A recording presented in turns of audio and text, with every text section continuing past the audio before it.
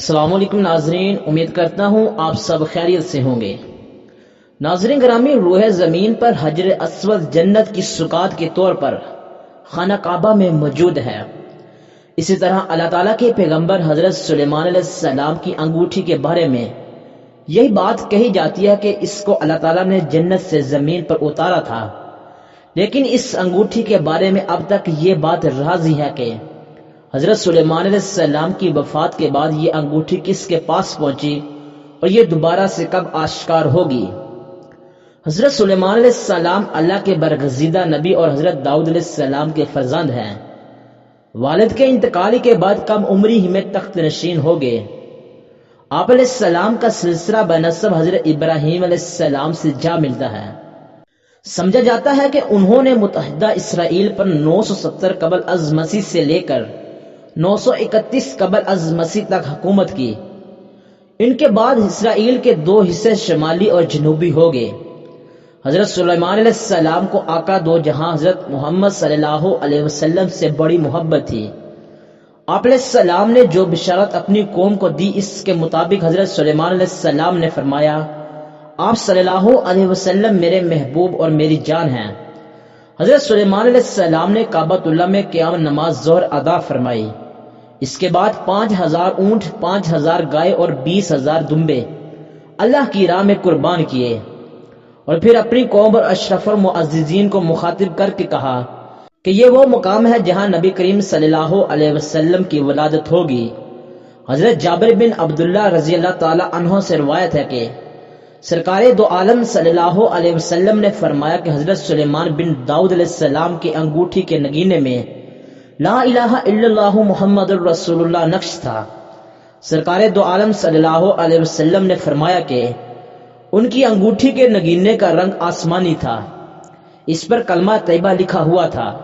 حضرت سلیمان علیہ السلام سرکار دو عالم حضرت محمد صلی اللہ علیہ وسلم کے نام کی انگوٹھی ہاتھ میں پہن کر امور سلطنت بہت اچھے طریقے سے چلاتے تھے، اور جب یہ انگوٹھی ان کے پاس نہ ہوتی تو دل کو سکون اطمینان نہ ہوتا۔ حضرت سلیمان علیہ السلام کی انگوٹھی کی تاثیر یہ تھی کہ انسان، حیوان، چرند پرند اور جنوں پریاں سب ان کے پاس کھینچے چلے آتے تھے۔ ایک موقع پر اللہ تعالیٰ نے حضرت سلیمان علیہ السلام کو آزمائش میں ڈال دیا۔ حضرت سلیمان علیہ السلام کا معمول تھا کہ جب وہ غسل خانے میں جاتے تو انگوٹھی اپنی باندھی کو سونپ جاتے اور واپس آ کر لے لیتے۔ ایک روز آپ غسل کے لیے تشریف لے گئے تو معمول کے مطابق وہ انگوٹھی اپنی باندھی کو پکڑا گئے۔ اسی دوران شیطان آپ کی صورت میں ظاہر ہوا اور آپ علیہ السلام کی باندھی سے وہ انگوٹھی لے لی۔ روایات کے مطابق ہم سب کے علم میں ہے کہ سب کاروبار سلطنت اس انگوٹھی کے سبب چل رہا تھا، تو انگوٹھی کے چھن جانے کے باعث سب کچھ ختم ہو گیا۔ حضرت سلیمان علیہ السلام اس انگوٹھی کی تلاش میں نکل پڑے۔ یوں ہی چلتے چلتے آپ ایک گھر کے دروازے پر پہنچے جو کہ بنی اسرائیل میں کسی کا گھر تھا۔ آپ علیہ السلام نے اس گھر کے دروازے پر دستک دی۔ پوچھا گیا کون ہے؟ حضرت سلیمان علیہ السلام نے جواب دیا کہ میں وہ ہوں جس کی دعوت کرنا آپ پر فرض ہے۔ خاتون نے کہا کہ میرا شوہر گھر پر نہیں ہے، اس کی غیر موجودگی میں کسی غیر محرم کو گھر میں آنے کی اجازت نہیں دے سکتی، البتہ آپ پچھلے راستے کی طرف ہمارے باغ میں آرام فرمائیں۔ جب تک میرا شوہر گھر نہیں آ جاتا، آپ علیہ السلام اس عورت کے بتائے ہوئے باغ میں تشریف لے گئے اور وہاں پر آپ کی آنکھ لگ گئی۔ کہیں سے نکل کر ایک سانپ آپ کا پہرا دینے لگا۔ اس عورت کا شوہر آیا تو اس سانپ کو دیکھ کر حیران رہ گیا۔ اس نے بیوی سے پوچھا کہ یہ شخص کون ہے؟ بیوی نے سارا قصہ کہہ ڈالا۔ پھر وہ شخص حضرت سلیمان علیہ السلام کی خدمت میں حاضر ہوا اور اپنی بیٹی کی شادی کی پیشکش کی۔ آپ علیہ السلام نے وہ پیشکش قبول کرتے ہوئے 3 دن وہاں قیام فرمایا۔ دوسری طرف شیطان آپ کی صورت میں آپ کے تخت پر قابض تھا۔ اصول و قوانین میں رد و بدل کی وجہ سے حضرت سلیمان علیہ السلام کے اقربا اور علماء کو شک تھا کہ یہ حضرت سلیمان علیہ السلام نہیں ہیں۔ چنانچہ ان کی جماعت آپ علیہ السلام کی بیویوں کے پاس آئی اور ان سے کہا کہ یہ کیا معاملہ ہے؟ ہمیں حضرت سلیمان علیہ السلام کی ذات پر شک پڑ گیا ہے۔ اگر یہ سچ میں سلیمان ہے تو اس کی عقل جاتی رہی ہے، یا یہ کہ یہ سلیمان ہی نہیں ہے۔ ورنہ ایسے خلاف شرع احکام نہ دیتا۔ عورتیں یہ سن کر رونے لگیں، یہ وہاں سے واپس آ گئے اور تخت کے ارد گرد اسے گھیر کر بیٹھ گئے اور تورات کھول کر اس کی تلاوت شروع کر دی۔ ایسا کرنے سے شیطان وہاں ٹک نہ سکا اور پھر وہاں سے بھاگ نکلا۔ اس ملعون نے آپ علیہ السلام کی انگوٹھی دریا میں گرا دی۔ حضرت سلیمان علیہ السلام جب گھر واپسی آ رہے تھے تو دریا میں مچھروں کو مچھلیاں پکڑتے دیکھا۔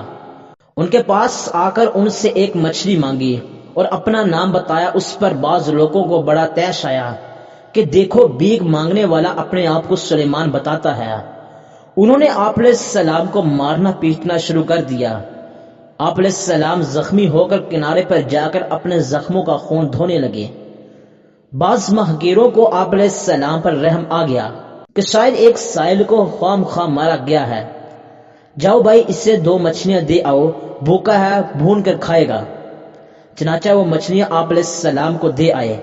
بھوک کی وجہ سے آپ علیہ السلام اپنے خون اور زخموں کو بھول گئے اور جلدی سے مچھلی کا پیٹ چاک کرنے بیٹھ گئے۔ اللہ تعالیٰ کی قدرت سے اس مچھلی کے پیٹ سے آپ کی انگوٹھی نکل آئی۔ آپ علیہ السلام نے اللہ کی تعریف کی اور انگوٹھی انگلی میں ڈال لی۔ اسی وقت پرندوں نے آ کر آپ علیہ السلام پر سایہ کر لیا اور لوگوں نے آپ علیہ السلام کو پہچان لیا اور آپ علیہ السلام سے معذرت کرنے لگے۔ آپ علیہ السلام نے فرمایا، بے شک یہ سب اللہ کا امر تھا، یہ اللہ کی طرف سے ایک امتحان تھا۔ پھر آپ علیہ السلام آ کر اپنے تخت پر بیٹھ گئے اور حکم دیا کہ اس شیطان کو جہاں بھی ہو اسے گرفتار کر لاؤ۔ چنانچہ اسے قید کر لیا گیا۔ آپ علیہ السلام نے اسے ایک لوہے کے صندوق میں بند کیا اور قفل لگا کر اپنی مہر لگا دی اور سمندر میں پھینک دیا، جو قیامت تک وہیں قید رہے گا۔ روایت میں ہے کہ حضرت داؤد علیہ السلام کے انتقال کے بعد اللہ تعالیٰ نے حضرت سلیمان علیہ السلام سے فرمایا، مجھ سے اپنی حاجت طلب کرو۔ آپ علیہ السلام نے عرض کیا، میرے مالک مجھے ایسا دل دے جو تجھ سے ڈرتا ہو، جیسا کہ میرے والد کا دل تجھ سے خوف کیا کرتا تھا، اور میرے دل میں اپنی محبت ڈال دے جیسا کہ میرے والد کے دل میں تیری محبت تھی۔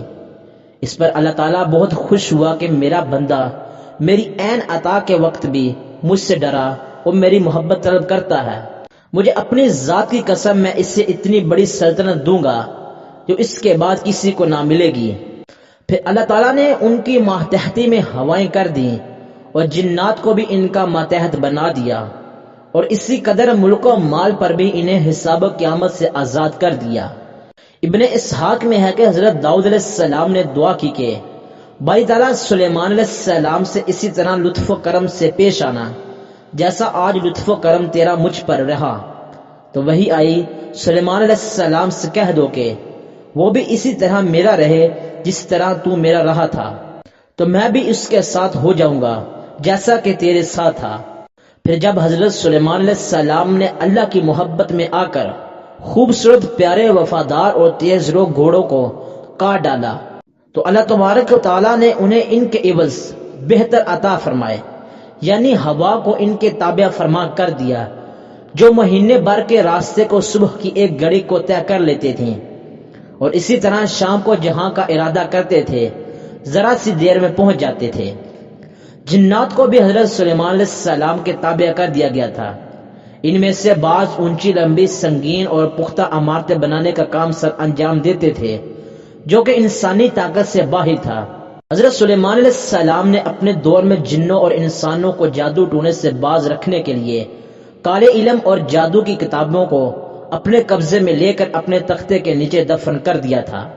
سلطان صلاح الدین ایوبی کے دور میں بنی اسرائیل کے ٹیمپس نے سرنگ کھود کر وہ کتابیں نکال لی تھیں، اور یہ قوم اب بھی اس تلاش میں ہے اس انگوٹھی کو تلاش کر کے دنیا میں حکمرانی کا خواب پورا کر سکیں۔ اس حکمرانی کا خواب لوگ آج تک اس انگوٹھی کو تلاش کر رہے ہیں، لیکن یہ انگوٹھی آج تک ان کو نہ مل سکی اور نہ ہی کبھی آئندہ ملے گی، کیونکہ یہ انگوٹھی مرد مومن کی امانت ہے، اور اس کا استعمال بھی انہی کافروں کے خلاف ہوگا۔ چونکہ حضرت سلیمان علیہ السلام کے پاس یہ انگوٹھی حضرت داؤد علیہ السلام کے ذریعے آئی تھی، تو عیسائی اسے حضرت داؤد علیہ السلام کی ملکیت سمجھتی ہیں، جبکہ مسلمانوں کے نزدیک یہ حضرت سلیمان علیہ السلام کی ملکیت ہے، جبکہ یہودیوں کا ماننا ہے کہ حضرت داؤد علیہ السلام اور حضرت سلیمان علیہ السلام کیونکہ بنی اسرائیل سے تعلق رکھتے تھے تو اس انگوٹھی پر یہودیوں کا حق سب سے زیادہ ہے۔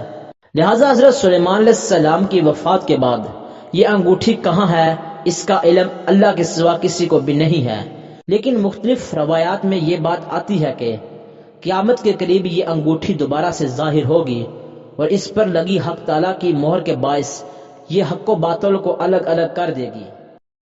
جی تو پیارے معزز دوستو، یہ تھی میری آج کی ویڈیو کیسی لگی کمنٹ کر کے اپنی رائے لازمی دینا۔